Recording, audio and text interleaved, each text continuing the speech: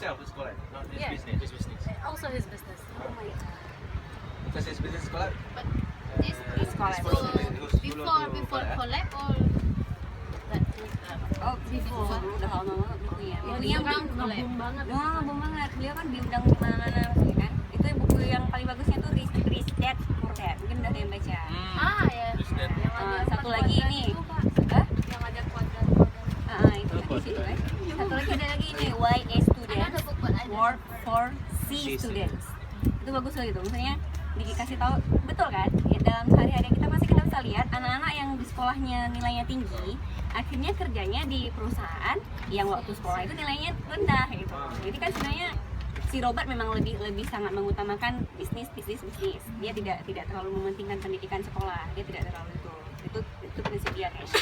Di buku-buku dia pasti kayak gitu, sekolah tuh tidak terlalu penting, yang penting itu pengalaman sehari-hari, benar-benar gitu, finansial tentang entrepreneur, bagaimana kita mengolah uang kita dan sebagainya. Jadi itu dua pengarang favorit dua orang itu. Kalau novel Terelie sangat suka sama beliau, kalau motivator Robert Kiyosaki. Walaupun katanya banyak yang ini sih, sekarang banyak yang bertentangan idealisme dia sama pengusaha Indonesia. Sampai sekarang udah ada bukunya Bye Bye Kiyosaki itu dikarang sama si Dedi Wid.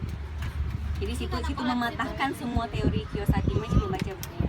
Gimana cara? Oh, belum tahu. Gimana cara patahinnya? Makanya udah beli bukunya, cuma belum baca lagi. Argumennya. Jadi seperti itu. You really are a collector. Yeah, when I was in high school, I have a dream. I want to make a mini library in my home. There's a reason why she joined FLP. Yeah, I love writing too. When I in high school lagi paling aktif tuh di sekolah dulu. Sering bikin cerita gitu. Pernah karang Do you cerita. blog now? Not again. But mau mulai kembali. Jadi kayaknya mulai berhenti waktu itu saat udah selesai satu di S2, waktu itu masih S2 menikah, jadi kan membaca Gara-gara mempanti. akhirnya kuliah nggak selesai apa nggak selesai.